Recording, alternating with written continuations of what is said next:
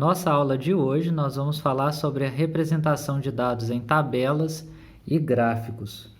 A linguagem gráfica, cada vez mais presente no nosso cotidiano, melhora e amplia o entendimento das informações que nos chegam, veiculadas pelos diferentes meios de comunicação, tais como revistas, jornais, rádio, televisão, internet, resumindo o volume dessas informações de modo a facilitar a sua interpretação. Hoje falaremos sobre a representação dos dados em tabelas. E para nós termos uma melhor compreensão, em toda tabela elas devem apresentar alguns itens essenciais que facilitam a interpretação das mesmas. O principal delas é o título, que vai identificar de qual assunto nós iremos abordar em nossa tabela. O cabeçalho contém as informações relacionadas aos dados que serão coletados pela tabela. A coluna indicadora indica as opções de dados. O corpo apresenta a estrutura desses dados. A célula apresenta os valores numéricos e o rodapé apresenta informações como fontes, principalmente. E no exemplo aí, nós temos uma tabela relacionada à população mundial em 2014. Aí nós temos aí os continentes, a população em bilhões. Então, dentro dessa tabela, nós vamos identificar esses itens que são essenciais na formação dessas tabelas. Como vocês podem perceber, quando a gente fala aqui de população mundial em 2014, isso aqui é exatamente o título da nossa tabela. Então, aqui nós temos o título. Aqui onde fala dos continentes e da população em bilhões, estas informações são para nós o cabeçalho.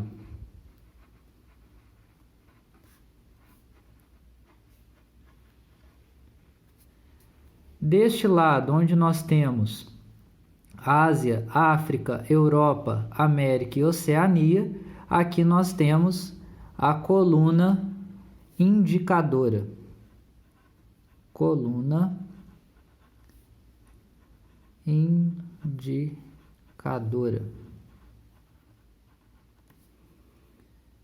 Logo, estas informações que aparecem aqui em continente e população, todas estas informações aqui é o que nós chamamos de corpo.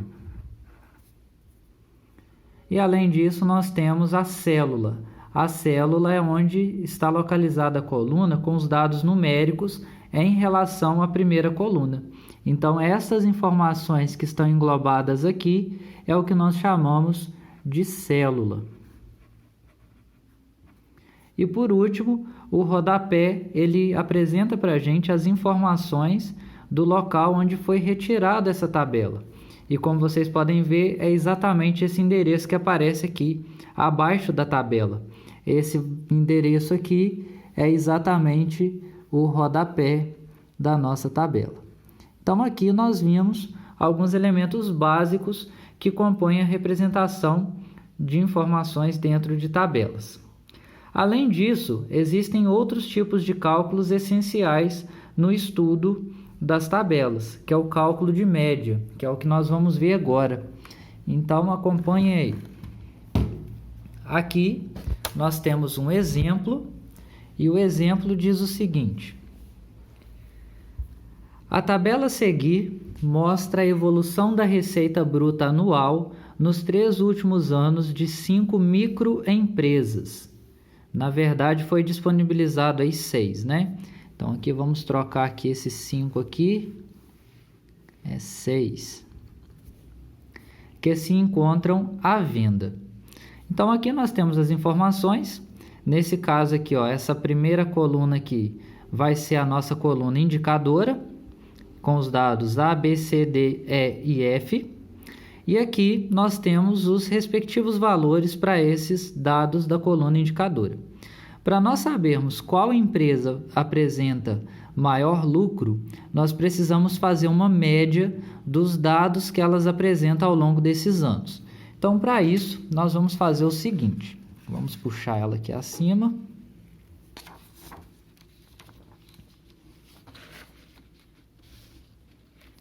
Quando a gente fala da empresa a média dela é exatamente a soma de todos os dados dividido pela quantidade destes dados. Então, vamos observar. A empresa A, ela apresentou em 2009 R$200 mil de lucro, em 2010 R$220 mil, em 2011 R$240 mil. Para nós sabermos qual dessas empresas é a mais rentável, nós vamos calcular a média de cada uma delas. A que apresentar a maior média, consequentemente, será o maior lucro. Então, pegando da empresa a média, representado por esse símbolo, é igual à soma dos dados dos 3 anos, que é 200 mais 220 mais 240,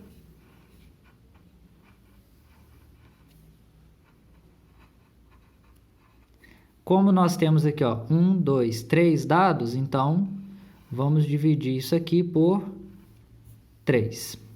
Logo, a média é 200 mais 220, 420, mais 240, 660, dividido por 3. Logo, a média é igual a 660 dividido por 3, que é igual a 220. Nós vamos repetir o mesmo processo agora para a empresa B.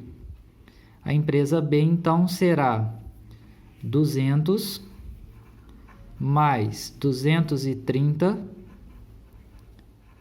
mais 200. Novamente, nós temos 3 dados, então vamos dividir por 3. Logo, a média será 200 mais 230, 430, mais 200, 630, dividido por 3. Logo, a média vai ser igual a 630 dividido por 3, que é 210. Então, se nós fôssemos comparar entre a empresa A e a empresa B, a empresa A teria maior lucro. Então, nós teríamos que optar pela empresa A. Mas nós temos que verificar as outras empresas.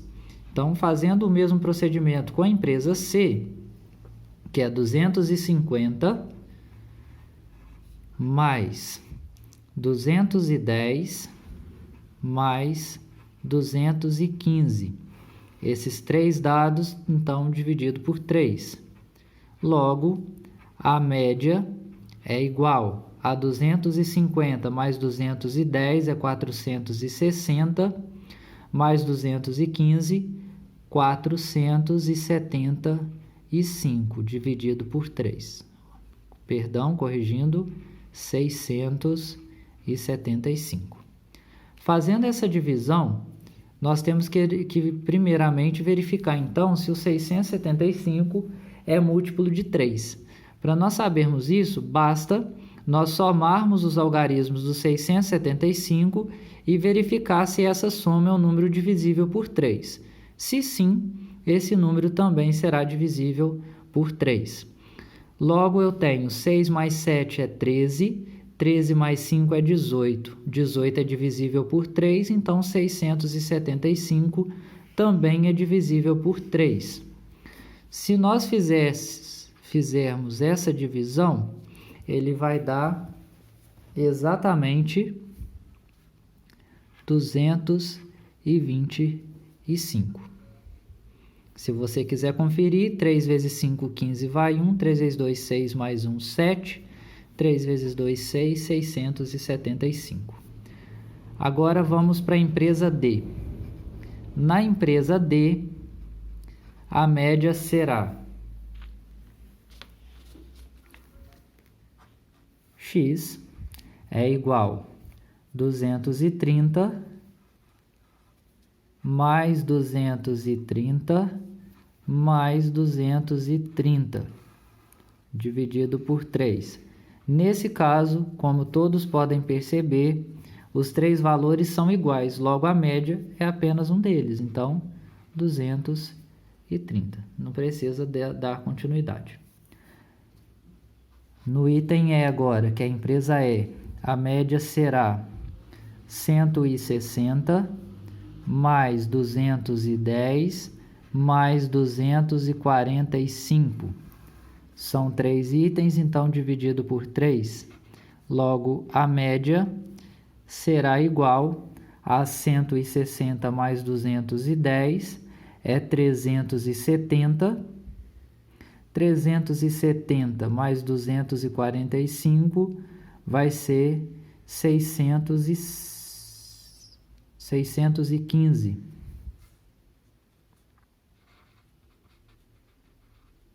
Dividido por 3. Portanto, a média é igual a 615 dividido por 3. Vamos verificar se o 615 é divisível por 3. 6 mais 1 é 7, 7 mais 5 é 12, 12 é divisível por 3.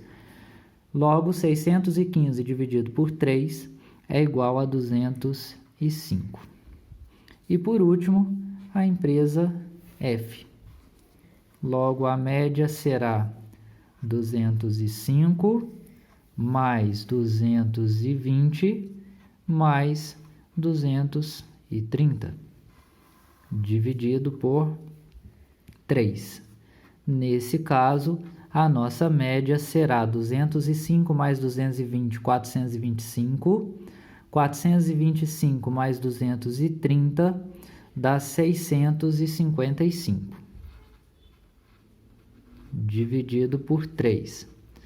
Novamente, vamos verificar se esse número é divisível por 3. 6 mais 5 é 11.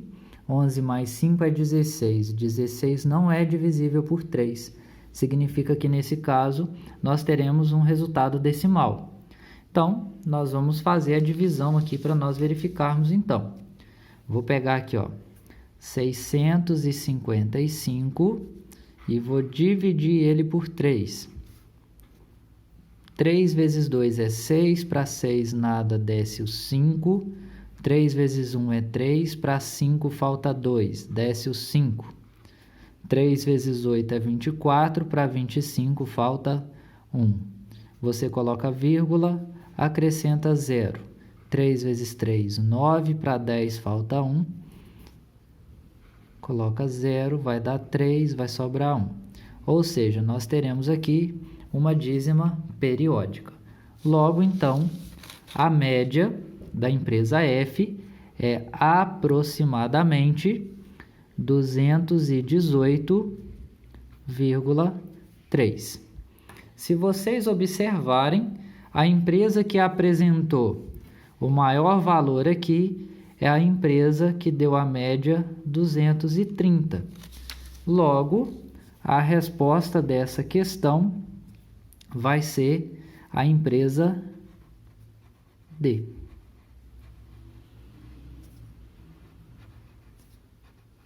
E aí nós tivemos aqui uma resolução de problemas envolvendo tabelas. Então agora, para nós entendermos de forma mais clara, nós vamos agora fazer alguns exercícios.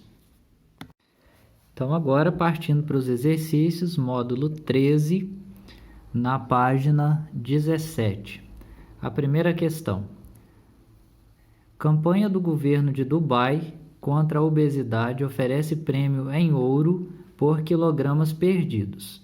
A campanha funciona premiando os participantes de acordo com a seguinte tabela. Perdendo até 5 quilogramas, recebe 1 grama de ouro por quilograma perdido. Perdendo de 6 a 10 quilogramas, recebe 2 gramas por quilo. E mais de 10 quilogramas, 3 gramas por quilo perdido.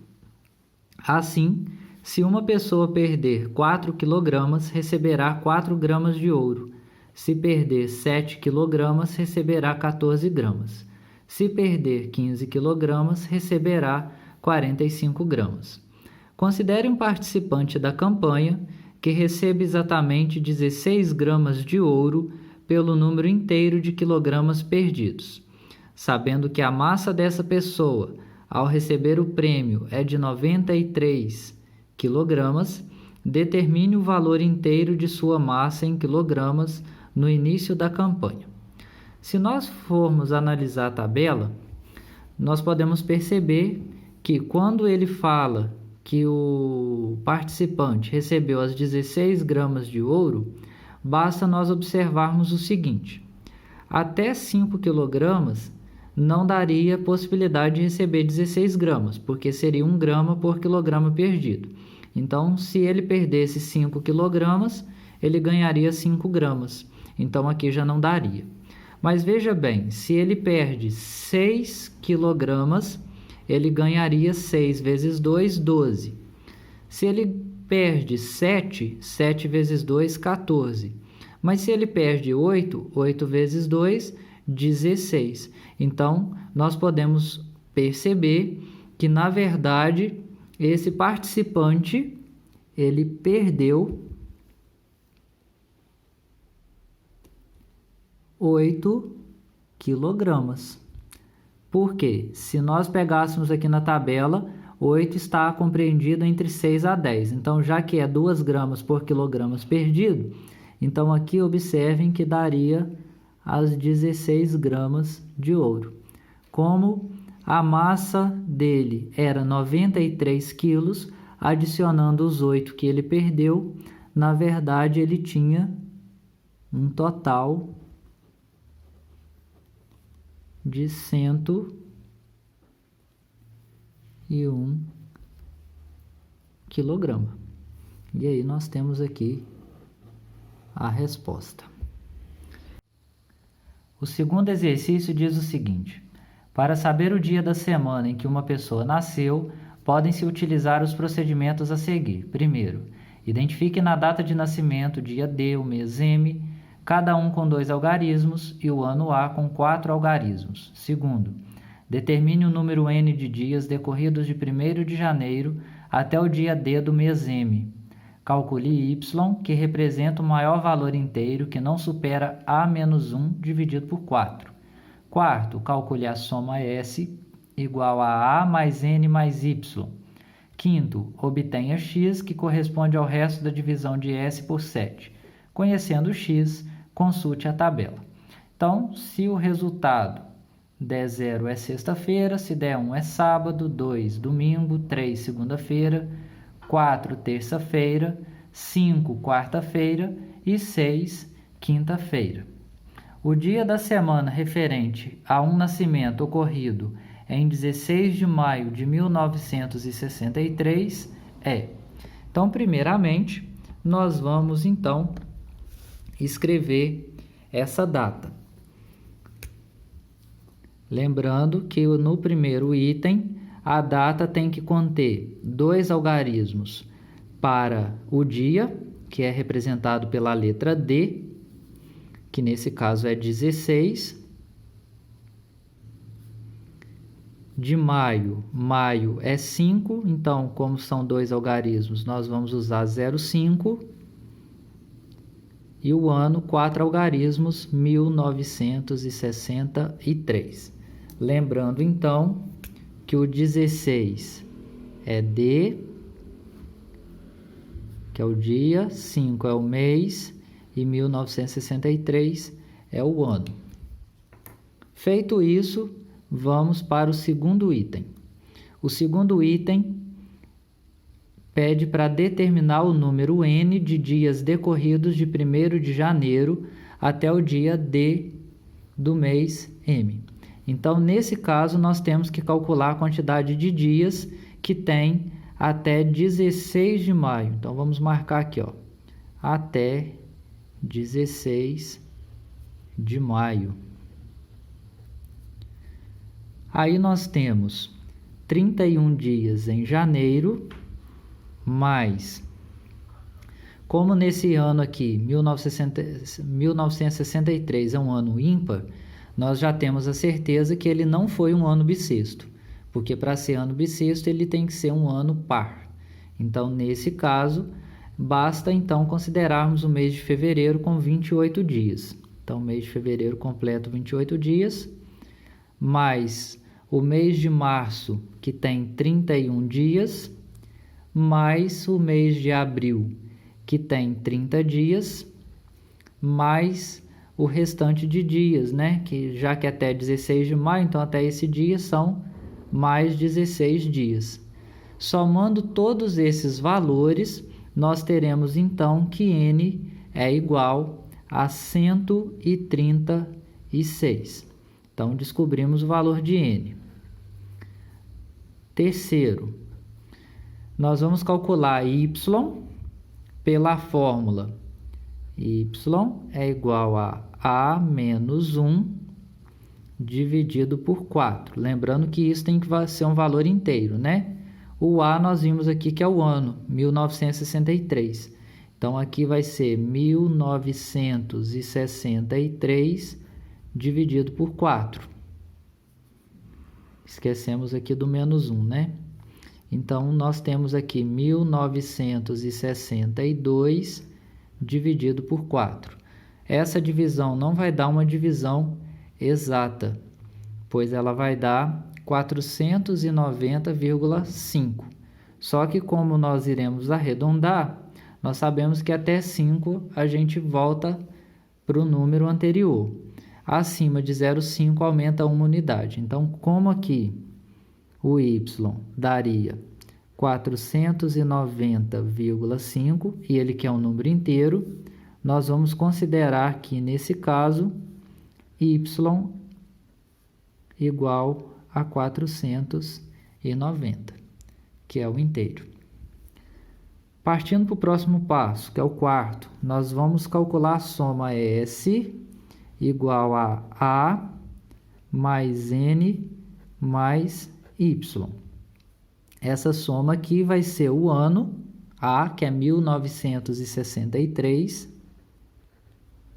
mais o N, que nós calculamos no item 2, que deu 136, mais o Y, que deu 490. Somando esses três valores, nós temos um total de 2.589. Próximo passo, que é o quinto passo, nós vamos obter o resto da divisão desse número, que é o 2.589, dividido por 7. Fazendo essa divisão, nós vamos então aqui, ó, 7 vezes 3, 21, para 25 falta 4, desce o 8. 7 vezes 7, nós sabemos que é 49, então vai passar. Então, 7 vezes 6 é 42, para 48 faltam 6, desce o 9. 7 vezes 9 é 63, então, 7 vezes 9, 63, para 69 falta 6. Então, o resto que nós achamos aqui foi resto 6. Indo lá na tabela, nós vamos ver que o 6 representa a quinta-feira. Portanto, a resposta correta da número 2 vai ser a alternativa D.